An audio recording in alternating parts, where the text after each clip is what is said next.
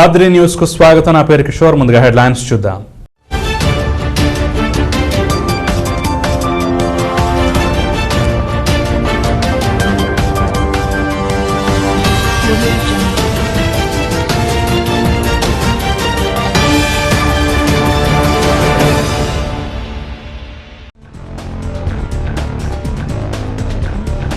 తనకల్లు మండలం బాలసముద్రంలో కన్నుల పండుగగా శ్రీ జంబులింగేశ్వర స్వామి విగ్రహ ప్రతిష్టా మహోత్సవం.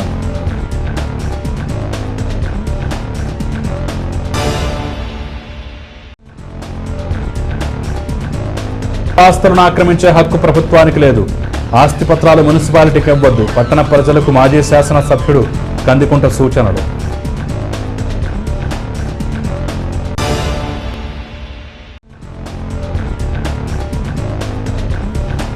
మున్సిపాలిటీలో ఇంటి పన్ను నిర్ణయాధికారం స్థానిక సంస్థలదే, ప్రభుత్వానికి ఆ అధికారం లేదు. రౌండ్ టేబుల్ కాన్ఫరెన్స్ లో ప్రతిపక్షాల ఆరోపణ. తనకల్లు మండలం కొక్కంటి క్రాస్ సమీపాన గల బాలసముద్రం గ్రామంలో నూతనంగా నిర్మితమైనటువంటి ఆలయంలో శ్రీ జంబులింగేశ్వర స్వామి విగ్రహ ప్రతిష్టా మహోత్సవం కన్నుల పండుగగా నిర్వహించబడింది. దాదాపు 6 సంవత్సరాల కళ నేటితో నెరవేరిందని ఆలయ ధర్మకర్త లక్ష్మీనారాయణం అన్నారు.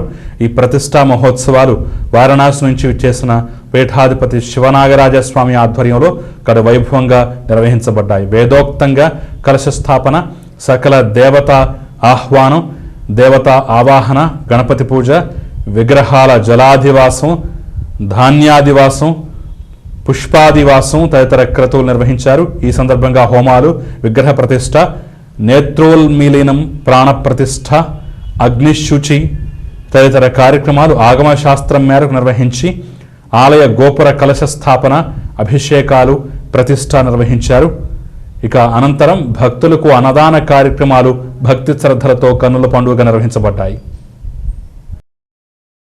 తనకల్లు మండలం కొక్కంటి క్రాస్ సమీపాన గల బాలసముద్రం గ్రామంలో నూతనంగా నిర్మితమైనటువంటి ఆలయంలో శ్రీ జంబులింగేశ్వర స్వామి విగ్రహ ప్రతిష్టా మహోత్సవం కన్నుల పండుగగా నిర్వహించబడింది. దాదాపు 6 సంవత్సరాల కళ నేటితో నెరవేరిందని ఆలయ ధర్మకర్త లక్ష్మీనారాయణం అన్నారు. ఈ ప్రతిష్టా మహోత్సవాలు వారణాసి నుంచి విచ్చేసిన పీఠాధిపతి శివనాగరాజస్వామి ఆధ్వర్యంలో కడు వైభవంగా నిర్వహించబడ్డాయి. వేదోక్తంగా కలశ స్థాపన, సకల దేవతా ఆహ్వానం, దేవతా ఆవాహన, గణపతి పూజ, విగ్రహాల జలాధివాసం, ధాన్యాదివాసం, పుష్పాదివాసం తదితర క్రతువులు నిర్వహించారు. ఈ సందర్భంగా హోమాలు, విగ్రహ ప్రతిష్ఠ, నేత్రోల్మీలీనం, ప్రాణప్రతిష్ఠ, అగ్నిశుచి తదితర కార్యక్రమాలు ఆగమశాస్త్రం మేరకు నిర్వహించి ఆలయ గోపుర కలశ స్థాపన, అభిషేకాలు, ప్రతిష్ఠ నిర్వహించారు. ఇక అనంతరం భక్తులకు అన్నదాన కార్యక్రమాలు భక్తి శ్రద్ధలతో కన్నుల పండుగ నిర్వహించబడ్డాయి.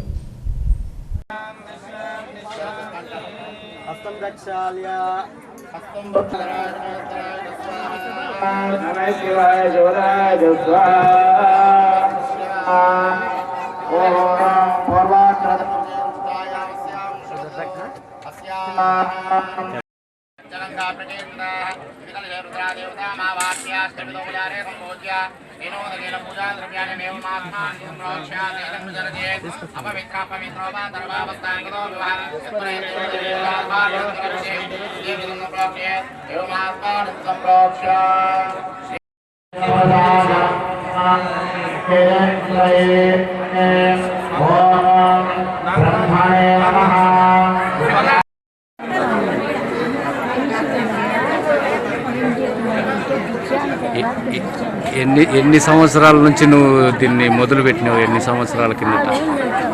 6 ఏళ్ళు.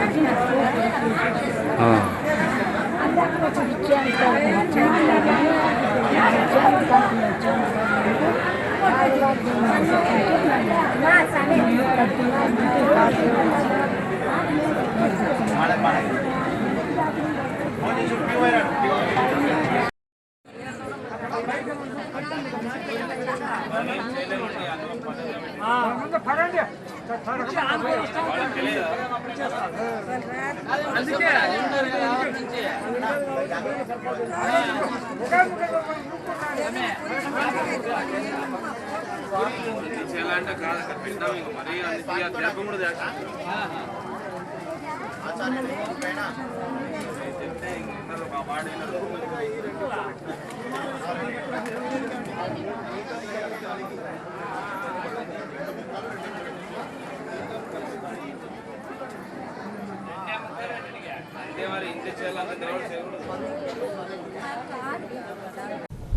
కదిరిపట్నంలో రోడ్డు విస్తరణ పేరిట దురాక్రమణలని ఆరోపణలు అంటగట్టి ప్రజల సొంత ఆస్తులను ఆక్రమిస్తే చూస్తూ ఊరుకోమని కదిరి మాజీ శాసనసభ్యుడు కందికుంట వెంకటప్రసాద్ తీవ్రంగా హెచ్చరించారు.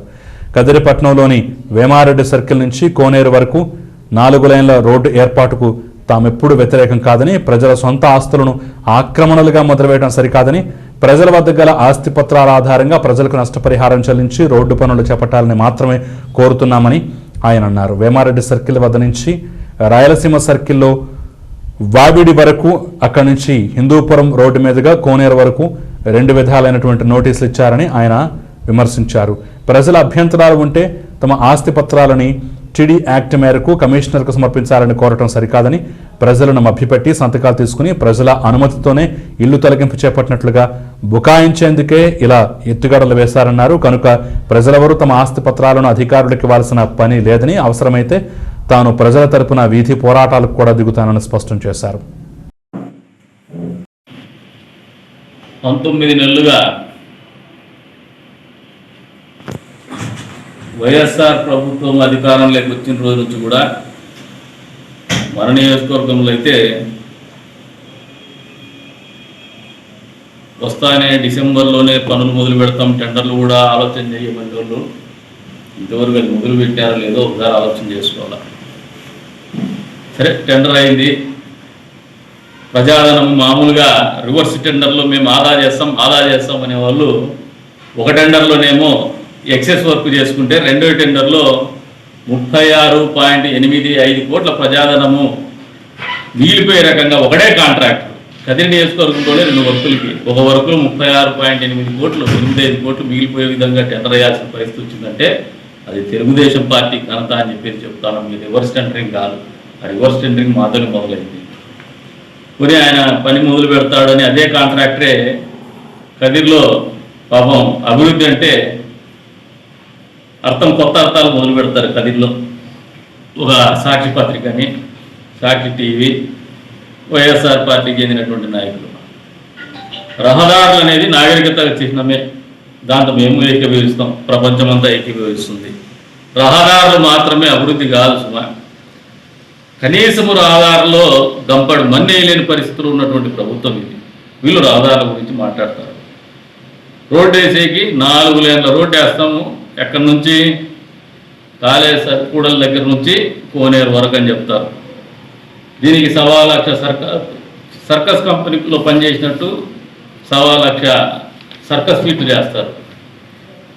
కనీసము చట్టాన్ని కూడా తెలుసుకోకుండా ప్రవర్తించేటువంటి పరిస్థితి అధికారంలో ఉన్నటువంటి నాయకులతో పాటు వాళ్ళ కింద పనిచేస్తున్నటువంటి అధికార వర్గానికి కూడా అదే అలవాటుగా మారుతూ వస్తుందని చెప్పి సందర్భంగా తెలియజేస్తాను. ఈ మాట ఎందుకు అనాల్సి వస్తుందంటే, ఏమాత్రము హేతుబద్ధత లేకుండా ఒక టెండర్ బిల్ చేసి దానికి కూడా నిధులు లేకపోతే 14గా ఆర్థిక ప్రణాళిక సంఘం నుంచి వచ్చినటువంటి నిధుల్ని అడ్జస్ట్మెంట్ కింద పెట్టుకొని దాన్ని కేటాయించకూడని పరిస్థితుల్లో కూడా కేటాయిస్తూ దాని మీద ప్రభుత్వం ఊరు మందే తోసే అన్నట్టు విధంగా ప్రభుత్వం మందే కదా ఏమైనా చేయించిన విధంగా టెండర్ ముందుగానే పిలిచేసి ప్రజల్లో వ్యతిరేకత వస్తే ఎవరైతే ఆస్తులు కోల్పోతున్నటువంటి వాళ్ళలో కోపం వస్తే రాజకీయ పార్టీలు ఆ ప్రజలతో పాటు మమేకమై వాళ్ళ తరఫున పోరాడితే భయపడినటువంటి అధికార వర్గాలు మేమేమైనా చేస్తామని మాట్లాడితే కోర్టుకు ఎక్కినటువంటి పరిస్థితి. కోర్టు ఒక ఉత్తర్వులు జారీ చేసింది, డ్యూ ప్రాసెస్ ఇవ్వాలి. టెండర్ పిలవక ముందు చేయాల్సినటువంటి కార్యక్రమాలు ఏదైతే ఉంటాయో కన్సిడరేషన్లోకి తీసుకోవాల్సినటువంటి అవసరం స్టేక్ హోల్డర్స్ని టెండర్ అయిపోయిన తర్వాత వాళ్ళని మీటింగులకు పిలవడం, ఆ మీటింగుల్లో కూడా వాళ్ళ ఇష్టానికి తగినట్టు నోటీసులు ఇవ్వడం. మీటింగ్ పిలిచింది, నోటీస్ ఒకటి పిలుస్తారు, అజెండా ఒకటి చెప్తారు, అక్కడికి పోయిన తర్వాత సబ్జెక్ట్ వేరే ఉంటుంది, అజెండా మారిపోతుంది. ప్రశ్నిస్తేనేమో నోరు తెరిచి మాట్లాడరు. తదుపరి కార్యక్రమంలో మొన్న 3 సార్లు ఎప్పటికప్పుడు కొత్త సర్వేలు చేస్తూ ఉంటారు. సర్వేలు చేసేకి ఎవరు వ్యతిరేకం కాదు, రోడ్లు వచ్చేకి ఎవరు వ్యతిరేకం కాదు. ఇక్కడ వ్యతిరేకతల్లా మీరు చట్టాన్ని అనుసరించి పనిచేయడం లేదు అనే ఆలోచనే అందరిలోనూ ఉందని చెప్పి సందర్భంగా తెలియజేస్తాను. ఈరోజు మీరు ఇచ్చినటువంటి నోటీసులు చూసిన తర్వాత ఇది పూర్తిగా తేటకల్లం అవుతుందని కూడా తెలియజేస్తాను. వీళ్ళు ఏదైతే జానాబెత్తే రోడ్డుకి దాదాపు 10 నెలలు 12 నెలల పాటు సర్కస్ చేస్తూ ఉన్నారు. టెండర్ ప్రక్రియ అయిపోయిన తర్వాత దాదాపు 7-8 నెలల పాటు పెండింగ్ పెట్టుకొని కూర్చున్నారు చేతగాక. దీంట్లో 2 ఫేజులుగా పెట్టుకున్నారు. ఒకటి ఏదైతే ఉందో కాలేజ్ సర్కిల్ కూడల నుంచి పీర్ల గ్రామ చావిడి వరకు, గ్రామ చావిడి నుంచి కోనేరు వరకు. వీళ్ళకి అన్నీ తెలిసి ప్రజలకు ఏమీ తెలియదు అనుకొని అపోహలు పెట్టుకొని టెండర్ బిల్ చేసినారు. ఏమంటే మేమంతా పొగలు కొట్టుకుంటూ పోతే చూస్తూ ఊరికే ఉంటారు, మేము అధికారంలో ఉన్నాం, ఏమైనా చెలాయిస్తామని. బ్రిటిష్ వాళ్ళు పోయినారంట, మనమెంత అందరికీ అన్నీ తెలుసు. ఏదైతే కోనేరు దగ్గర కాలేజ్ సర్కిల్ నుంచి ఉందో గ్రామ చావిడి వరకు దాంట్లో ప్రభుత్వ భూములు ఉన్నాయి. అప్పట్లో ట్రంక్ రోడ్డు కింద దాన్ని మీరు కొలతలు వేసేసి ఈ రోజున నోటీసులు ఇచ్చేకి చూసినారు. దాంట్లో కూడా అడ్డగోలుగా ప్రార్థనా మందిరాలు ఉన్నాయి. ఈ రోజున రాష్ట్రంలో ప్రార్థనా మందిరాల మీద పెద్ద ఎత్తున గొడవలు జరుగుతున్నాయి. ఇంత తెలిసినప్పుడు పరిస్థితుల్లో కూడా మీరు అక్కడ ఒక మసీదు ఉంది, దాని తర్వాత గ్రామ చావిడి తర్వాత నరసింహస్వామి గారి కాంపౌండ్ ఉంది, దానికి ఎదురుగా షిరిడి సాయిబాబా గుడి ఉంది, దాని నుంచి కొంచెం ముందుకు వస్తే రామాలయం ఉంది. ఈ డబల్ ద్వంద్వ ప్రమాణాలు అనేది దేవుళ్ళకు కూడా వర్తింపజేస్తున్నటువంటి ఘనత వైఎస్ఆర్ పార్టీకి, వైఎస్ఆర్ ప్రభుత్వానికి మాత్రమే దక్కుతుంది. ఆ అధికారులకు మాత్రమే దక్కుతుంది, ఆ ప్రభుత్వంలో పనిచేస్తున్నటువంటి అధికారులకు మాత్రమే దక్కుతుందని ఈ సందర్భంగా తెలియజేస్తాను. ఈ మాట ఎందుకంటున్నానంటే నామాలాంటి ముందర మసీదు ముట్టుకోరు, మార్కింగ్ ఇయ్యరు. నరసింహస్వామి గోడను ముట్టుకోరు, మార్కింగ్ ఇయ్యరు. ఏం పాపం చేసినాడు? పాపం షిరిడి సాయిబాబా గుడికి మాత్రం మార్కింగ్ ఇస్తారు, పక్కనే ఉండే రాముని గుడికి మాత్రం మార్కింగ్ ఇస్తారు. అసలు మార్కింగ్ చేయాల్సినటువంటి అవసరం అంటూ వస్తే అన్నీ కూడా మీరు ప్రజల సహకారం తీసుకొని ప్రజల ఆలోచనల మేరకు, వాళ్ళ మనోభావాలను నొప్పించకుండా వాళ్ళ మనోభీష్టం మేరకు మీరు కార్యక్రమాలను చేపట్టాల్సినటువంటి బాధ్యత మీ మీద ఉంది. అది పూర్తిగా విస్మరిస్తూ ఉన్నారు మీరు. అందులో భాగంగానే కాలేజ్ సర్కిల్ నుంచి మీరు గ్రామ చావిడి వరకు ఆత్రమాత్రంగా నోటీసులు ఇచ్చేసినారు. సరే, అదొక ఫేజు. సెకండ్ ఫేజ్ లేకొస్తే అదొక రకమైన నోటీస్ సర్వ్ చేసినారు, మీరు ఆక్రమణలో ఉన్నారని చెప్పేసి. గ్రామ చావిడి నుంచి కోనేరు వరకు ఉన్నటువంటి బిల్డింగులకి అందరికి ఏమి ఇచ్చినారంటే నోటీస్ ఇస్తూ దీంట్లో ఏదో రాకెట్ సైన్స్, ఇంకెవరికి చట్టం తెలియదు, న్యాయం తెలియదు అనే ధోరణిలో కొన్ని జీఓఎంఎస్ నెంబర్లను మెన్షన్ చేస్తూ టీడీఆర్ మీరు వచ్చేసి అన్నీ కూడా మీరు దసరాలు సమర్పించేసేయండి మున్సిపాలిటీలో, లేకపోతే మీరు టీడీఆర్కు అర్హులు గారు అని చెప్తున్నారు.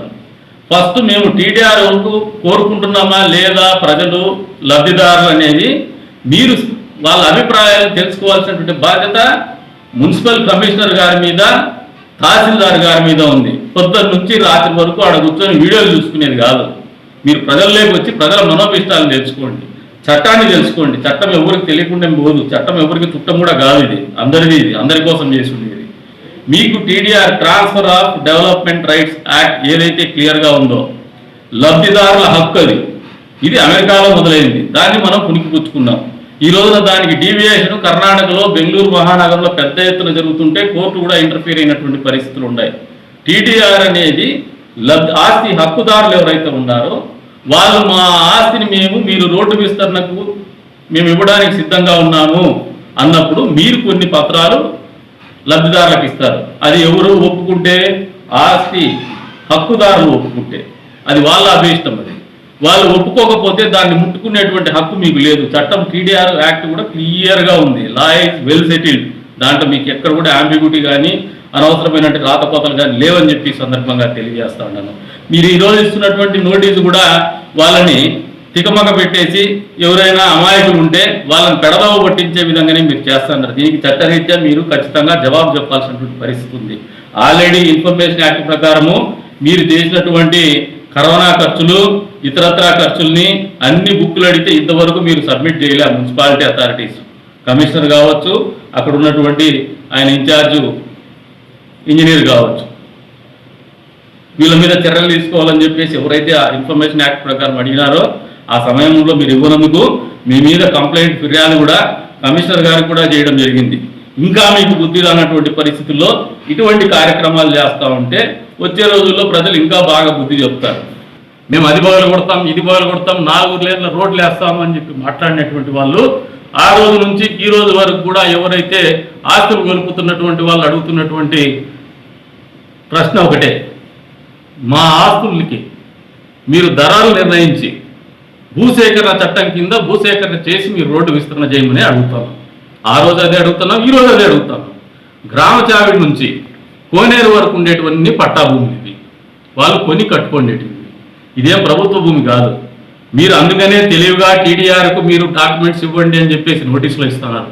మీకు ఏ రకమైనటువంటి హక్కు మీరు టీడీఆర్కు బద్దులు కండెని చెప్పగలిగినటువంటి స్థాయి ఏ బ్యూరోక్రాట్ కూడా లేదని చెప్పి సందర్భంగా తెలియజేస్తున్నాం. చట్టం ప్రకారం మీరు అడిగే హక్కు లేదు. నోటీస్ ఇవ్వాల్సిన పద్ధతి ఇది కాదు. మీరు నోటీస్ ఇచ్చే ముందు మా అందరికీ ఎవరైతే లబ్ధిదారులు ఉన్నారో, ఎవరైతే ఆస్తులు కోల్పోతున్నటువంటి వాళ్ళు ఉన్నారో వాళ్ళందరికీ టీడీఆర్ తీసుకోవడము ఇష్టమా అయిష్టమా అనేది వాళ్ళ ఇష్టాలు తెలుసుకోవాల్సినటువంటి బాధ్యత సంబంధిత అధికారుల మీద ఉంది. అది పక్కన పెట్టేసి మీ ఇష్టానికి హై హ్యాండెడ్ బిహేవియర్తో స్ట్రైట్గా నోటీసు తికమక పెట్టేసి నిజంగా పరిగెత్తేసి కమిషనర్ అంటేనే భయపడిపోతారు, పోలీస్ అంటేనే భయపడిపోతారు, రెవెన్యూ అంటేనే భయపడిపోతారు. నోటీస్ ఇచ్చేస్తే వచ్చి ఆస్తులు పేపర్లు ఇచ్చేస్తారు. పేపర్లు ఇచ్చే సంతకం తీసుకొని మీరు ఒప్పుకున్నారు, టీడీఆర్కు ఒప్పుకున్నారని చెప్పేసి పగలగొడతామని దూరికి వాళ్ళు పోతున్నారు. ప్రజలు కూడా అప్పీల్ చేస్తున్నా, ఎవరు కూడా మీకు ఇష్టానికి వ్యతిరేకంగా టీడీఆర్ అమలు చేయడానికి వాళ్ళకి ఏ రకమైనటువంటి హక్కు లేదు. ఏ అధికారికి కూడా లేదు, ముఖ్యమంత్రికి కూడా లేదు, ప్రధానమంత్రికి కూడా లేదు. అది మన హక్కు, మన రాజ్యాంగం కల్పించినటువంటి ఆస్తి హక్కు మనది. దాన్ని కోల్పోవడానికి ఏదైనా మనకు ఇష్టం ఉంటే టీడీఆర్ తీసుకొని నేను అంగీకరిస్తానంటే మాత్రమే వాళ్ళు అమలు చేయగలిగిన వాళ్ళు. వాళ్ళకు మనకి ఇష్టం లేనటువంటి పరిస్థితుల్లో టీడీఆర్కు అంగీకరించమని బలవంతం పెట్టే హక్కు వాళ్ళకు లేదు. వాళ్ళు ఇదే క్రమంలో ఆస్తులు తొలగింపు కార్యక్రమము ఆక్రమణలు తొలగించవచ్చు కానీ ఆస్తులను తొలగించేటువంటి హక్కులు వాళ్ళకు లేవు. ఆస్తులు అని చెప్తా ఉన్నాను, ఆక్రమణలు కాదు. మీరు ఇచ్చిన నోటీస్ ప్రకారం ఇవి మా ఆస్తులని మీరు నిర్ణయిస్తూ ఉన్నారు. ఆక్రమణలు అని చెప్పలా. మీరు చేసే ఏ కార్యక్రమం అయినా కూడా భవిష్యత్తులో ఖచ్చితంగా ఆ రోజు చెప్తున్నాం, వీధి పోరాటాలు చేస్తాం, న్యాయ పోరాటాలు చేస్తాం, రెండింటికి కూడా సిద్ధంగా ఉంటాము. హక్కుదారులకు కూడా ఒకటే చెప్తాను, అప్పీల్ చేస్తా ఉన్నాను. ఎక్కడైతే గ్రామ చావిడి నుంచి కోనేరు వరకు ఉన్నటువంటి నోటీస్ తీసుకున్నటువంటి ప్రతి ఆస్తి పరునికి కూడా ఆస్తి హక్కుదారునికి కూడా తెలియజెప్పేది ఏమంటే, మీరు ఎవ్వరు కూడా వాళ్ళకి పోయి డాక్యుమెంట్ ఇవ్వాల్సినటువంటి పరిస్థితి అవసరం లేదు. మీరు సమాధానం ఇవ్వండి నోటీస్కి, మీ లాయర్ల ద్వారా సమాధానం ఇవ్వండి. టీడీఆర్కు మీరు ఒప్పుకుంటే అది మీ ఇష్టం, నేనైతే బలవంతం పెట్టను. టీడీఆర్ ఇష్టం లేనప్పుడు వాళ్ళేం బలవంతం చేయాల్సినటువంటి పరిస్థితి లేదు. వాళ్ళు వచ్చి మన ఆస్తులు ముట్టుకునేటువంటి హక్కు వాళ్ళకి లేదు. ఎవ్వరు భయపడాల్సినటువంటి పని లేదు. కాబట్టి అందరూ కూడా నోటీసులకు బదులు ఇవ్వమని చెప్తాను. కమిటీ వాళ్ళు ఎవరైతే పోరాట కమిటీ ఉందో వాళ్ళకు కూడా అదే అప్పీల్ చేస్తాను. మీరు ఈ నోటీస్కి రిప్లై ఇవ్వండి, కానీ మీ ఆస్తి పత్రాలు సమర్పించేటువంటి అవసరం ఏమాత్రం లేదు. కమిషనర్ కావచ్చు, రెవెన్యూ అథారిటీస్ కావచ్చు అని చెప్పి సందర్భంగా తెలియజేస్తాను. ఎవరైనా ఆ రకంగా బలవంతం పెడితే రోడ్డు ఎక్కి కూర్చోండి. ఖచ్చితంగా మీ అందరి తరఫున పోరాడడానికి మేము కూడా ఉన్నాము. ఏదో పదే వాళ్ళు చిరువలు చేసి మాట్లాడుతూ ఉంటారు తెలుగుదేశం పార్టీకి ఇది సంబంధం కాదు. తెలుగుదేశం పార్టీ ప్రజా సమస్యల మీద ఎప్పుడు పోరాడుతుంది. కందికొండ ప్రసాద్గా నేను చెప్తాను. ఇది కందికొండ ప్రసాద్ అనేవాడు ఎవరైతే ఆస్తులు పోగొట్టుకుంటున్న వాళ్ళు ఉన్నారో వాళ్ళని భయాందోళన గురి చేసి ఏదో ఒక రంగా మా పని గాలిద్దాం అనుకుంటున్నారో వాళ్ళకు వ్యతిరేకంగా పోరాడడానికి పూర్తి స్థాయిలో అంటుంటాను నేను.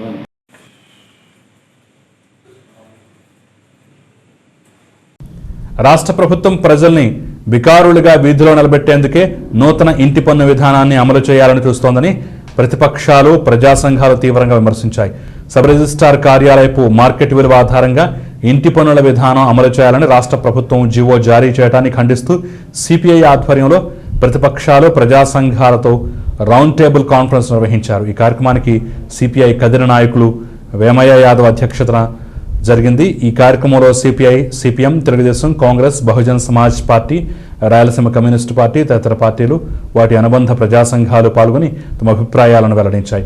తెలుగుదేశం ప్రతినిధి జాన్ మాట్లాడుతూ స్థానిక సంస్థల ఎన్నికలకు పూర్తయితే పన్ను విధించే అధికారం స్థానిక సంస్థలకు దక్కుతుందని, అందుకే స్థానిక సంస్థలకు ఎన్నికలు జరపకుండా కరోనా బూచి చూపిస్తూ ఎన్నికలు వాయిదా వేస్తున్నారని ఆరోపించారు. ఈ కార్యక్రమంలో సిపిఎం నాయకులు సుబ్బారెడ్డి, జిఎల్ నరసింహ జాహులి, సిపిఐ నాయకులు ఇలియాస్, బీఎస్పీ నాయకులు ఇర్ఫాన్ తదితర నాయకులు పాల్గొన్నారు. జీవో 97, 98ని మనము ఈ 3 జీవోలను వ్యతిరేకిస్తూ అదేవిధంగా ఈ పెంచేటువంటి పన్నులను ఉపసంహరించుకోవాలని చెప్పి ఇప్పుడు రాష్ట్ర వ్యాప్తంగా కూడా ఆందోళన కార్యక్రమాలు కూడా జరుగుతూ ఉన్నాయి. ఇలాంటి చోట బాడిగిళ్ళున్నా సొంతిళ్ళున్నా ఈ ట్యాక్సెస్ అనేది అందరికి కూడా మరి రేపు మోయించబోతా ఉన్నారు. దీనికి వ్యతిరేకంగానే ఈరోజు మనం కదిరి పట్టణంలో ఈ రౌండ్ టేబుల్ సమావేశాన్ని నిర్వహించుకుంటా ఉన్నాం. గోరు చుట్టుపై రోకలు పోటనే చందంగా ఇప్పుడు ఇంటి పన్నులు విపరీతంగా చేయాలనే ఉద్దేశంతో ప్రణాళిక ఒకటి సాగిస్తూ వస్తున్నారు. దాంట్లో కుక్క ఉంటే కుక్కకు పన్ను, ఇంటి తర్వాత వచ్చి ఒక తలాకు అంటే ఇంట్లో ఎంతమంది ఉంటే అంతమందికి పన్ను, అదే బాత్రూమ్లు ఉంటే బాత్రూమ్కు పన్ను, ఆ రకంగా చేయాలనే ఉద్దేశంతో వీళ్ళు ఉన్నారని మాకు తెలిసింది. కానీ ఈ రాష్ట్ర ప్రభుత్వం ఈ జగన్ సీఎం గారు అప్పులు ఎక్కువ చేసినాము మేము అందరికీ ఇవ్వాలనే ఉద్దేశంతో చేసుకున్నాము. అమ్మఒడి ఏంది? అమ్మఒడి అంటే ఏంది? అమ్మఒడికి 15,000 ఇస్తాడు, నాన్న బుడ్డికి 75,000 లాగేస్తాడు. ఎవరికన్నా అందుతుందా అమ్మఒడి? నాన్నబుడ్డి అంటే ఇక్కడ తాగే వాళ్ళు ఇక్కడ చాలా మంచి వాళ్ళు ఉన్నారు, తాగే వాళ్ళకి అనిపిస్తుంది నాన్నబుడ్డి అంటే. 75,000 100 రూపాయలు ఉండేది 300 చేశాడు. 300 ప్రకారము రోజు 300 అయితే నెలకు ఎంత అవుతుంది? 15,000 అవుతుంది. సంవత్సరానికి ఎంత అవుతుంది? ఇది ఇచ్చేది ఎంత? పుట్టుకోసి 15,000 రూపాయలు. 15,000 రూపాయలు ఇచ్చి నానబడి కింద దాదాపు 75,000 రూపాయలు లాగుతున్నాడు. ప్రభుత్వం ఎన్నడూ లేని విధంగా ఎక్కడైనా చట్టాలు చేయాలంటే పార్లమెంట్లో మన అసెంబ్లీ శాసనసభ సమావేశాల్లో చర్చ జరిగి ప్రతిపక్షాల అభిప్రాయాలు తీసుకొని ఆ తర్వాత సవరణలు, మార్పులు లేదంటే చట్టాలు చేయడం అనేది ఇంతవరకు ఉన్న సాంప్రదాయం. అయితే ఇప్పుడు వచ్చినటువంటి మున్సిపల్ సవరణ చట్టాలు ఏవైతే ఉన్నాయో ఇవన్నీ కూడా ఏకపక్షంగా ప్రభుత్వం చేసింది. గతంలో ఆర్డినెన్స్ పేరుతో చట్టాలను సవరించి మొన్న సమావేశాలు జరిపి కరోనా కాలంలో స్టడీస్ అప్పుడు లేకుండా ప్రతిపక్షాల యొక్క ప్రస్తావన చేయకుండా మొత్తం వాళ్ళకి అధికారం ఉందనే ఒక మదంతో ఆ చట్టాలను సవరించింది. ఆ చట్టాలకు వ్యతిరేకంగానే మనం ఇక్కడ ఈ చర్చ పెట్టుకున్నాం. ఇంతవరకు మనకేది ఇంటి పన్నులు ఉన్నాయో ఇంటి పన్నులన్నీ కూడా అద్దె విలువ ఆధారంగా పన్ను వేసేవాళ్ళు. ఇప్పుడు దాన్ని ఆస్తి విలువ ఆధారంగా అని చెప్పి చట్టంలో రాసినారు. అసలు ఆస్తి విలువ అంటే ఏమి అనేది మనం దాన్ని చర్చించాలి. ఇంటి స్థలం విలువతో పాటు ఆ ఇంటి కట్టడానికి అయినటువంటి నిర్మాణమైన ఖర్చు, ఈ రెండు కలుపుకునే ఆస్తి విలువ. ఈ రకంగా ఆస్తి విలువని ఇంటి స్థలం వాల్యూ అలాగే నిర్మాణం వాల్యూ ఈ రెండు కలిపి ఆస్తి విలువ ఆధారంగా ఇంటి పన్ను వేయాలి అనేది ఈ చట్టాల్లో కీలకంగా తీసుకొచ్చారు. అది కూడా 0.1% నుండి 0.5-10% వరకు కూడా మేము పన్నులు వేస్తాం, ఎక్కడ ఎవరికి భారం లేదు అని చెప్పేసి ప్రభుత్వం బుకాయింపు చేస్తా ఉంది. అంత ఈజీగా ప్రజలపైన భారాలు పడవా? ఈ చట్టాల్లో ప్రభుత్వం చెప్పినంత అనుకూలంగా ప్రజలపైన భారాలు పడకుండా ఉన్నాయా అనేది మనం ఒకసారి పరిశీలన చేస్తే చట్టాల్ని స్పష్టంగా అర్థమవుతుంది. రాబోయే రోజుల్లో ప్రజలపైన పన్నుల పేరుతో ప్రజల యొక్క డబ్బుల్ని మొత్తం ఈ రాష్ట్ర ఖజానా నింపుకోవడానికి ఉద్దేశంతో ఈ చట్టాలు చేశారు తప్ప ఎక్కడా కూడా ప్రజలకు ఉపశమనం కలిగించే చట్టాలు కావు. ఇవి కేవలం ఆదాయాన్ని దృష్టిలో పెట్టుకొని మున్సిపాలిటీలని వ్యాపార సంస్థలుగా మార్చడం కోసమే చట్టాలను సవరించింది ప్రభుత్వం అనేది మనందరం కూడా గమనంలో పెట్టుకోవాలి. ఇంతవరకు మున్సిపల్ పాలక వర్గాలు ఉన్నప్పుడు ఎప్పుడన్నా ఆస్తి విలువ లేదా హౌస్ ట్యాక్స్ ఏమైనా పెంచాలంటే దాన్ని సవరించుకునే అధికారం మున్సిపల్ కౌన్సిల్కి ఉండేది. ఇంత పెంచాలని ప్రభుత్వం చెప్తే ఇక్కడ ఉన్నటువంటి ఎక్కడైతే మనకు ఉన్నటువంటి పరిస్థితులను బట్టి మన మున్సిపల్ పాలకవర్గం ఉంటుందో ఆ పాలకవర్గం ఈ రకంగా పెంచుకుంటామని సడలింపు అనేది మనకు ఉండేది. అయితే ఇక్కడ ఇప్పుడు లోకల్ బాడీ లేదు కాబట్టి, అంటే స్థానిక సంస్థలు లేవు కాబట్టి ప్రభుత్వం చాలా దుర్మార్గంగా అంటే స్థానిక సంస్థల అధికారాలను నిర్వీర్యం చేసే పద్ధతుల్లో మున్సిపాలిటీలను వ్యాపార సంస్థలుగా మార్చే ఒక ఆలోచనతో ఈ రోజు ఈ చట్టాలు చేసింది.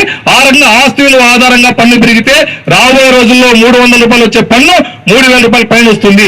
ఈ విధంగా ఈరోజు మున్సిపాలిటీ పన్నులు పెంచడం చాలా బాధాకరమైన విషయం. ఎందుకంటే ఈ ప్రభుత్వము సామాన్య ప్రజల పట్ల చిత్తశుద్ధి లేదని స్పష్టంగా కనబడతా ఉంది. రాబోయే కాలంలో కూడా ఈ ప్రభుత్వము ప్రజలకు ఎంతో ఇబ్బంది పెట్టే విధంగా ఈరోజు కార్యరూపం దాల్చడం మనమంతా గ్రహించాలి. ఇక్కడ ఈరోజు మున్సిపాలిటీలో ప్రజాప్రతినిధులు కౌన్సిలర్గా ఏది లేదు వర్గం కాబట్టి వీళ్ళు ఇష్టం వచ్చినట్లుగా వీళ్ళు స్వతంత్రంగా వీళ్ళు చెప్పిందే వేదంగా కూడా ఈరోజు ఇష్టం వచ్చినట్టుగా పన్నులు పెంచి పన్నుల రూపంలో దోసుకుంటున్నారు ఈరోజు. కాబట్టి మనం కూడా మొత్తం ఈ కదిరి టౌన్ ఉన్నటువంటి అఖిలపక్షంతో పాటు మేము మా వంతు కూడా రాయలసీమ కమ్యూనిస్ట్ పార్టీగా చెప్తున్నాం. దీన్ని మేము తీవ్రంగా ఖండిస్తున్నాం. రాష్ట్ర వ్యాప్తంగా ఉన్నటువంటి ఈ పన్నులను పెంచి దాని ద్వారా ప్రభుత్వ ఖజానాకు అలాగే వైఎస్ఆర్ పార్టీ నాయకుల జోబుల్లో నింపుకోవడానికి స్థానిక సంస్థల ఎలక్షన్స్ జరపడం లేదు. అదే విధంగా స్థానిక సంస్థల ఎలక్షన్స్ జరిగితే ఈ చట్టం చేయడానికి ముఖ్యమంత్రికి ఆస్కారం ఉండదు. ఏ మున్సిపాలిటీల్లో ఏ పంచాయతీల్లో ఆ వార్డు సభ్యులు మెజార్టీ సభ్యుల తీర్మానం మీదనే పన్నులు పెంచడమా తగ్గించడమా అనేది ఉంటుంది. కానీ ఇష్టాసారంగా రాష్ట్ర ప్రభుత్వం మొన్న ఒక జీవో రావడం జరిగింది మున్సిపాలిటీలకు, చాలా మందికి తెలియదు. ఆస్తి పన్ను ఆధారంగా 1.5 కాదు, ఇందాక సోదరుడు చెప్పినట్లు 15% వసూలు చేయండి అని. ఆస్తి పన్ను ఆధారంగా, ఆస్తి పన్ను ఆధారంగా అంటే ఒక పూరే గుడిసె 1 లక్ష రూపాయల ఒక పూరే గుడిసె ఉంటే ఆమె 15,000 కట్టాలన్నా ఇంటి పన్ను 6 నెలలకు. ఏ ఒక్క రూపాయి లోటు బడ్జెట్ ఉన్న రాష్ట్రాన్ని ఏ ఒక్క రూపాయి పన్ను పెంచకుండా 5 సంవత్సరాలు పాలిస్తే ఇతను 1,70,000 కోట్లు అప్పు తీసుకొచ్చి కూడా ప్రజలను నడ్డివిరిచి ప్రతి కార్యక్రమంలోనూ ఇంటి పన్నులు మొదలు గురించి ప్రతి రంగంలోనూ రేట్లను పెంచి పేద మధ్యతరగతి ప్రజల భవిష్యత్తుతో ఆడుకుంటున్న ముఖ్యమంత్రి ఈ దేశంలో ఒకే ఒక్క రాష్ట్రం, అది మన రాష్ట్ర ముఖ్యమంత్రి జగన్మోహన్ రెడ్డి మాత్రమే అని. ఈయన ఒంటికి దొడ్డికి ఇంటికి ప్రతిదానికి పన్నేస్తాడు. లెటరింగ్ పన్ను అంట, బాత్రూమ్ పన్ను అంట. ఇదే ఇటువంటి ముఖ్యమైన ఎవరు చూసుండారు. కేంద్ర ప్రభుత్వం జిఎస్టీ పేరుతో నిత్యావసర సరుకులన్నింటినీ కూడా ధరలు పెరిగే విధంగా ట్యాక్స్ వేయడం వల్ల పెరిగినాయి. కాబట్టి రాబోయే రోజుల్లో మనం జాగ్రత్త పడకుండా మేలుకోకుండా పోతే మరింత సంక్షోభంలోకి నెట్టేటువంటి పరిస్థితి ఈరోజు కేంద్రం కానీ రాష్ట్రం కానీ పూనుకున్నాయి.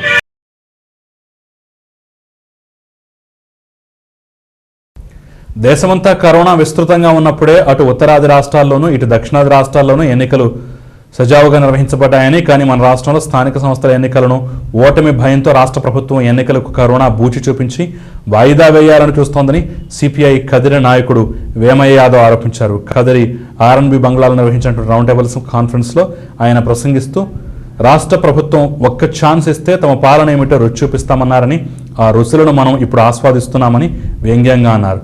ఎన్నికల్లో తమకు పూర్తి మెజారిటీ ఇస్తే కేంద్రం మెడలు వంచి ప్రత్యేక హోదా సాధిస్తామని ప్రగల్భాలు పలికారని, ఇటు రాష్ట్రంలోనూ అటు కేంద్రంలోనూ చాలినంత మెజారిటీ ఇచ్చినప్పటికీ జగన్ కేంద్రం వద్ద ప్రత్యేక హోదా ప్రస్తావన తేవటం లేదన్నారు. అంతే గత 70 సంవత్సరాలలో లేని విధంగా రాష్ట్రం అప్పుల ఊబిగా మారిన ఒక్క పరిశ్రమ కూడా ఏర్పాటు కాలేదని, రాష్ట్రంలో నిత్యావసర వస్తువుల ధరలు ఆకాశాన్ని అంటున్నాయని ఆరోపించారు. వీటన్నింటికీ బదులివ్వాల్సిన బాధ్యత ప్రభుత్వంపై ఉందన్నారు.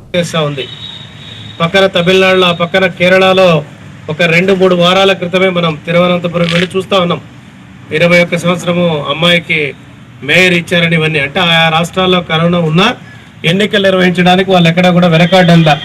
కానీ ఈ రాష్ట్ర ప్రభుత్వం మాత్రం ఎన్నికలంటే భయం, లేదంటే ప్రజలంటే భయం, సమస్యలు ఎక్కడ ప్రశ్నిస్తారంటే కనుక పోలీసులు అనే వాళ్ళు రోడ్లకు ముందే వస్తారు. ఇంకా ఏమైనా మాట్లాడితే కనుక ఎస్సీ ఎస్టీ కేసులు. ఇప్పటికే రాష్ట్ర వ్యాప్తంగా ఒక రకమైనటువంటి గ్రామ స్థాయి నాయకుడితో మొదలుకొని మండల స్థాయి నాయకుడితో మొదలుకొని ఎవరైనా సమస్యల పైన మాట్లాడతారంటే వాళ్ళందరిపైన ఎస్సీ ఎస్టీ కేసులు నమోదయ్యాయి ఉంటాయి. అవి డైరెక్ట్గా కేసుల రూపంలో ఉండవు. పక్కింటి వాడి గొడవని, పొలము గెట్టు తగువని, అక్కడ ఎస్సీ ఎంటర్ అయిపోయింటాడు, అక్కడేమో 2 బీసీలు 2 ఓసీలు కొట్టుకున్నా కూడా ఎస్సీ ఎస్టీ కేసులో వాళ్ళంతా ఉంటారు. ఈ రకంగా చెప్పుకుంటా పోతే కానీ రాష్ట్రంలో పరిపాలన అనేది అస్తవ్యస్తంగా ఉంది. ఇప్పటికే సమస్యలన్నీ కూడా పేరుకుపోతా ఉన్నాయి. ఈ సమస్యలు పరిష్కరించడంలో ఈ రాష్ట్ర ప్రభుత్వం పూర్తిగా వైఫల్యం చెందింది అనడంలో ఏమాత్రం కూడా అతిశయోక్తి లేదు. అదేవిధంగా పాలనను కొనసాగించాల్సినటువంటి రాష్ట్ర ప్రభుత్వం అంతకు మునుపు ఉన్నటువంటి తెలుగుదేశం పార్టీ పైన నిరంతరం వాళ్ళు జరిపిన పోరాటం ఏమంటే మాకు గాన పూర్తి స్థాయి మెజారిటీ పార్లమెంటు సభ్యులు వస్తే కేంద్ర మెడలు వంచి ఈ రాష్ట్రానికి ప్రత్యేక హోదా సాధిస్తామని చెప్పినటువంటి ముఖ్యమంత్రి, ఇప్పటి ముఖ్యమంత్రి, అప్పటి అపోజిషన్ లీడర్ జగన్మోహన్ రెడ్డి గారు ఇప్పుడు 22 మరి పార్లమెంటు సభ్యులు ఉన్నప్పటికీ కూడా ఎక్కడా కూడా ఈ 18 నెలల కాలంలో ఏ పార్లమెంటు సభ్యుడు కూడా నోరు మెదపనటువంటి పదం ఏదైనా ఉందంటే ప్రత్యేక హోదా, వెనుకబడినటువంటి ప్రాంతాల అభివృద్ధి పైన మాట్లాడమేలా. ఇటీవలనే మన హిందూపురం ఎంపీ కూడా మన పట్టాల పంపిణీకి వచ్చినప్పుడు ఇక్కడ కలిశాడు. మేము ఆయనకు అదే అడిగాం, మీరు మాట్లాడుతూ ఉంటారు కానీ అసలైన మాట్లాడడం లేదని చెప్పాము. ఆయన గుర్తు చేశాం. స్పెషల్ స్టేటస్ ఇష్యూ ఎందుకు మాట్లాడడం లేదు, లేదంటే ఉత్తరాంధ్ర, రాయలసీమ వెనుకబడినటువంటి ప్రాంతాలకు సంబంధించినటువంటి మరి వెనుకబాటు ప్రాంతాల యొక్క నిధులపైన ఎందుకు మాట్లాడడం లేదు, వీటన్నిటిని గుర్తు చేశాం. వాళ్ళ నాయకులు మాట్లాడలేనటువంటి స్థితుల్లో ఉన్నారు. ఎందుకంటే మాట్లాడితే కానీ ఈరోజు కేంద్రంలో భారతీయ జనతా పార్టీ ఏ రకంగా ఉందంటే ఎవరైతే మాట్లాడతారో వాళ్ళు రేపటి నుంచి కనపడకపోవచ్చు. అట్లాంటి పరిస్థితులకి ఈ దేశం నెట్టివేయబడింది. అందులో భాగంగానే రాష్ట్ర ప్రభుత్వం ఈ రాష్ట్రంలో అనేక హామీలు ఇచ్చారు. సిపిఎస్ ఉద్యోగులకు సిపిఎస్ రద్దు చేస్తామన్నారు. ఇప్పుడు అంటా ఉన్నాడు ఇది కేంద్రం పరిధిలో ఉంది, నా పరిధిలో లేదని. కానీ హామీ ఇచ్చేటప్పుడు ఇది కేంద్రం పరిధిలో ఉందని ఆయన చెప్పలే. చాలా మంది ఉద్యోగ వర్గాలంతా రోడ్లలోకి వచ్చి రేపో మాపో ధర్నాలు చేసేటువంటి రోజులు చాలా దగ్గరలో ఉన్నాయి. వాళ్ళందరూ కూడా అసంతృప్తితో ఉన్నారు. అదేవిధంగా మరి ఇసుకకు సంబంధించి భవన కార్మికులు ఉన్నారు. ఈ భవన కార్మికుల తర్వాత దానికి ఇంటర్లింక్ అయినటువంటి వర్కర్స్, వెల్డర్ కానీ, లేదంటే పంబ్లింగ్ వర్క్ కానీ, లేదంటే సిమెంట్కి సంబంధించి కానీ, దానికి రిలేటెడ్గా రియల్ ఎస్టేట్ కానీ, ఈ రకంగా ఒక్కటి ఆపితే దాదాపు 15 నుంచి ఒక 20 వ్యవస్థలన్నీ కూడా కుంటుపడిపోయినాయి. అసలు ఇంకా ఇది ఆఫ్ ద రికార్డ్ కింద ఏం చెప్తారంటే సిమెంటు అమ్మేటువంటి ఫ్యాక్టరీల వాళ్ళు ముఖ్యమంత్రి గారిని కలవలేదు కాబట్టి ఇసుక ఎండగట్టారని చెప్పారు. మొదట్లో ఆయనకు కూడా సిమెంట్ ఫ్యాక్టరీ ఉంది కదా, ఆ సిమెంట్ ఎట్లా అమ్ముకుంటారు మీకు అది చూస్తాను ఇసుక ఎండగట్టాడని.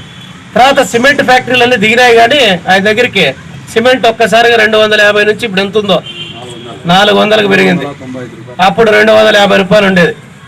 అంటే ఈ రకంగా ప్రతి రాష్ట్రంలో ఉన్నటువంటి ఆయన ఈరోజు రాష్ట్ర పరిపాలన కొనసాగించమంటే పరిపాలన కొనసాగించకుండా ఒక కక్షపూరితమైనటువంటి విధానాలను కొనసాగిస్తా ఉన్నారు. ఆ కక్షపూరితమైనటువంటి విధానాల్లో భాగంగానే రాష్ట్రానికి ఈరోజు రేపో మాపో ఒక రకమైనటువంటి ఆర్థిక అస్తవ్యస్తమైనటువంటి పరిస్థితులు రాబోతా ఉన్నాయి. ఇప్పటికే వచ్చినాయి. వాటిని ఏమాత్రం కూడా అధిగమించలేనటువంటి రాష్ట్ర ప్రభుత్వం కేంద్రంతో పోరాడి నిధులు తెచ్చుకోవాలా, నిధులు తెచ్చుకోవాలనేటువంటి ప్రభుత్వం కేంద్ర ప్రభుత్వం మీద ఒత్తిడి తెచ్చి పోలవరానికి నిధులు తేవాలా, తేలేరు. వెనకబడిన రాయలసీమ ప్రాంతానికి నిధులు తీసుకురాలేరు. ఉత్తరాంధ్ర వెనకబడిన ప్రాంతానికి నిధులు రావాలా, ఇవన్నీ మనం చెప్పినవి కాదు. ఈ రాష్ట్రం రెండుగా విడిపోయినప్పుడు కేంద్ర ప్రభుత్వం అప్పట్లో కాంగ్రెస్ పార్టీ అపోజిషన్లో ఉన్నటువంటి సుష్మా స్వరాజ్ ఆమె అపోజిషన్ లీడర్గా ఉంది. వాళ్ళందరూ కలిసి తీసుకున్నటువంటి ఒక అగ్రిమెంట్. కానీ ఈరోజు రాష్ట్రంలో పరిపాలన కొనసాగిస్తున్నటువంటి రాష్ట్ర ప్రభుత్వం మన రాష్ట్రానికి నిధులు తీసుకురావడంలో పూర్తిగా వైఫల్యం చెందింది. అందుకే ఈరోజు ప్రజలపైన పెనుభారాలు మోపుతా ఉన్నారు. అది చలానాల పేరుతో కావచ్చు, లేదంటే రోడ్ల గురించి మాట్లాడుతూ ఉన్నాడు. మన ఇక్కడ ఒక కాంట్రాక్టర్ ఇట్లా ఎన్పీ కుంటకి వెళ్ళలేము, ఇట్లా గోరంట్లకి వెళ్ళలేము, ఇట్లా వెనకపాక ఉన్నటువంటి పులివెందులకు అసలు పోలేము. రోడ్లన్నీ కూడా గుంతలు పడి ఉన్నాయి. ఇక్కడ శంకర్ డాక్టర్ ఎదురుగా హోల్ పడి ఉంది. ఇప్పటిదాకా దాన్ని మన సిపిఐ పార్టీ తరఫున కూడా ధర్నా చేశారు, టీవీలో వచ్చింది. దాన్ని ఎవరు మాట్లాడడంలా, కమిషనర్ మాట్లాడడంలా, ఎమ్మెల్యే మాట్లాడడంలా, ఎంపీ మాట్లాడడంలా. ఇదంతా చూస్తే గాన పాలన అనేది మొత్తం కూడా అస్తవ్యస్తంగా ఉంది. కరోనా మహమ్మారిని ఎదుర్కొని రూపుమాపేందుకు రూపొందించిన వ్యాక్సిన్పై ఎలాంటి అపోహలు అక్కర్లేదని రాష్ట్ర మెడికల్ కౌన్సిల్ సభ్యుడు చిన్నపిల్లల వైద్య నిపుణులు డాక్టర్ మదన్ కుమార్ అన్నారు. ఈరోజు కదిరి ఏరియా ప్రభుత్వ వైద్యశాలలో కోవిడ్-19 వ్యాక్సినేషన్పై డ్రై రన్ నిర్వహించారు. ఈ సందర్భంగా ఫ్రంట్ లైన్ వారియర్లకు వ్యాక్సినేషన్ చేసే విధానంపై సిబ్బందికి డ్రై రన్ నిర్వహించి శిక్షణ ఇచ్చారు. ఈ సందర్భంగా డాక్టర్ మదన్ కుమార్ మాట్లాడుతూ కోవిడ్ వ్యాక్సినేషన్ టీకా ప్రక్రియ 3 దశల్లో సాగుతుందని, మొదటి, 2వ దశల అనంతరం ప్రజలందరికీ టీకా వేస్తారన్నారు. ఈ టీకాపై కొన్ని అపోహలు ప్రచారమవుతున్నాయని వాటిలో నిజం లేదన్నారు. టీకా మందు రోగాన్ని నివారించేందుకే రూపొందించారని, దీనిని తీసుకోవడం వల్ల కరోనా వ్యాపిస్తుందనే అపోహ సరికాదన్నారు.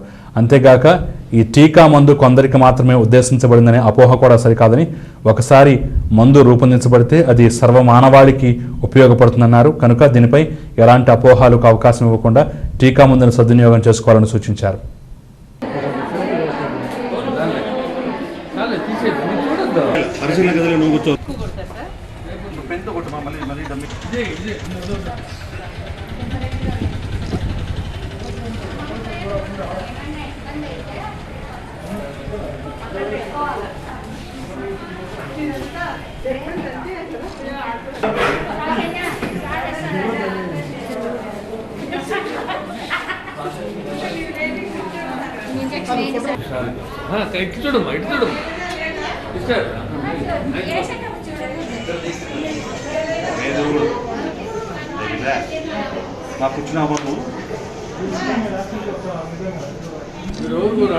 ఫోటోగ్రాఫర్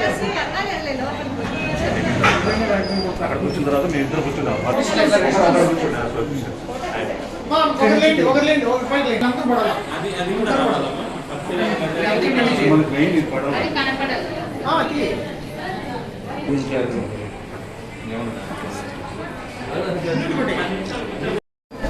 ఈరోజు కదిరి ఏరియా ప్రభుత్వ ఆసుపత్రిలో డ్రై రన్ కోవిడ్-19 వ్యాక్సిన్ కొరకు డ్రై రన్ నిర్వహించడం జరిగింది.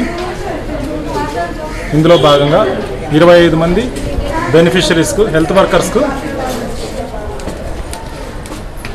డ్రై రన్ వ్యాక్సినేషన్ ప్రాక్టీస్ చేయడం జరిగింది. ఈరోజు వ్యాక్సినేషన్, కరోనా వ్యాక్సిన్ ప్రోగ్రాంలో భాగంగా డ్రై రన్ నిర్వహించడం జరిగింది కదిరి ఏరియా హాస్పిటల్ నందు. ఈ డ్రై రన్లో దాదాపు 20 మంది మా హెల్త్ స్టాఫ్కి ఎలా వ్యాక్సిన్ వేయాలి ఒక అవగాహన కార్యక్రమం. త్వరలోనే ప్రతి ఒక్కరికి DCCI మనకు అనుమతి ఇచ్చింది 2 వ్యాక్సిన్స్ని. సో ఆ వ్యాక్సిన్స్లో ప్రభుత్వము అందరికీ, కొంతమందికి ప్రత్యేక అనుమతుల ద్వారా కొందరికి ఇవ్వడం జరుగుతున్నది.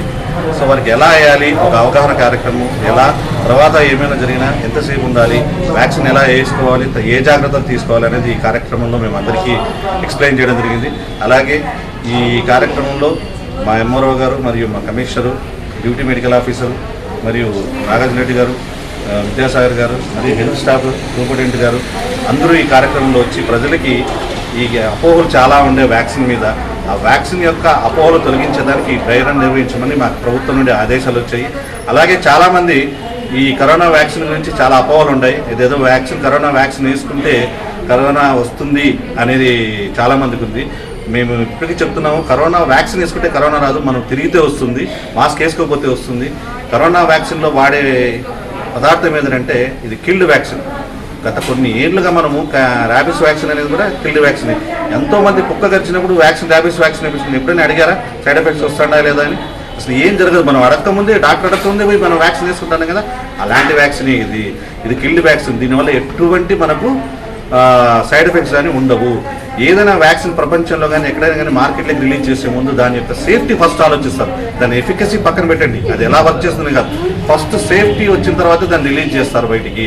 అది గుర్తుపెట్టుకోండి. ఇంకోటి, వ్యాక్సినేషన్ ఉన్న తర్వాత చిన్న జ్వరము, నొప్పు, వాపు అనేది వస్తుంది. ఎవరికైనా సూదేసిన తర్వాత ఖచ్చితంగా వాపు, జ్వరం అనేది వస్తుంది వ్యాక్సిన్. సో దాని గురించి మీరు ఆలోచన పెట్టుకోద్దండి. అలాగే ఇదేదో వ్యాక్సిన్ నాన్ వెజ్ వ్యాక్సిన్ అని చాలామంది అనుకుంటారు. ఇది నాన్ వెజ్ వ్యాక్సిన్ కాదండి. మనం లోపలికి ముక్కులోకి వెళ్ళే కరోనా నాన్ వెజ్. సో అది రాకుండా కాపాడడానికి ఇచ్చే వ్యాక్సిన్. అలాగే ఈ వ్యాక్సిన్ వేసుకుంటే కొన్ని కమ్యూనిటీస్ డెస్ట్రాయ్ అవుతాయని చాలా పుకార్లు పుట్టిస్తున్నారు. అది ఇది పొలిటికల్ వ్యాక్సిన్ కాదండి. ప్రపంచవ్యాప్తంగా ప్రతి ఒక్కరికి కులమత భేదాలు లేకుండా ప్రతి ఒక్కరూ మానవాళి సక్రమంగా ఉండాలి, అందరూ ఈ కరోనా నుండి కాపాడగలగాలి అని చెప్పే ఉద్దేశంతోనే ఈ వ్యాక్సిన్ అనేది మనం ఇస్తున్నాం. కాబట్టి ఏదో పర్టికులర్ కమ్యూనిటీకి ఇస్తున్నారనేది పొలిటికల్ వ్యాక్సిన్ కాదండి. సైంటిస్టులు, డాక్టర్లు కలిసి ప్రజల శ్రేయస్సు కోసం ఇస్తున్న వ్యాక్సిన్. కాబట్టి ఇది కూడా పెద్ద అపోహ మాత్రమే. ఇలా చాలా అపోహలు ఉండే వ్యాక్సిన్ మీద. సో ఇవన్నీ పక్కన పెట్టేసి మనకున్న ఒకే ఒక ఆయుధం ఇప్పుడు, ఎందుకంటే కరోనా తగ్గిపోయింది, దాదాపు తగ్గిపోయింది. నెక్స్ట్ మొన్న కొత్త స్ట్రెయిన్స్ అనేవి వస్తున్నాయి, దీంట్లో మ్యుటేషన్స్ వస్తున్నాయి. కాబట్టి పర్మనెంట్గా మనకు కావాలనుకుంటే ఖచ్చితంగా ప్రతి ఒక్కరూ వ్యాక్సిన్ వేసుకోండి. ముఖ్యంగా ఇప్పుడైతే అబోవ్ 60 ఉన్నారు, health workers, front line workers ఇస్తున్నారు. త్వరలోనే మొత్తం భారతదేశంలో అందరికీ అందుబాటులో రావాలని ప్రభుత్వం ప్రయత్నం చేస్తున్నారు.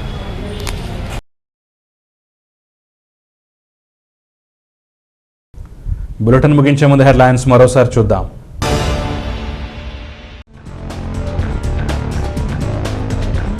తనకల్లు మండలం బాలసముద్రంలో కన్నుల పండుగగా శ్రీ జంబులింగేశ్వర స్వామి విగ్రహ ప్రతిష్టా మహోత్సవం.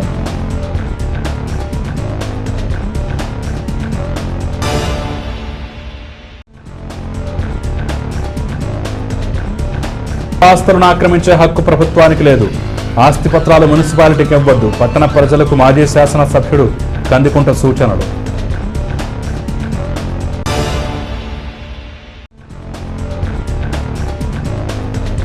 మున్సిపాలిటీలో ఇంటి పన్ను నిర్ణయాధికారం స్థానిక సంస్థలదే, ప్రభుత్వానికి ఆ అధికారం లేదు. రౌండ్ టేబుల్ కాన్ఫరెన్స్ లో ప్రతిపక్షాల ఆరోపణ. ఇవి బులెటిన్ విశేషాలు. నమస్తే.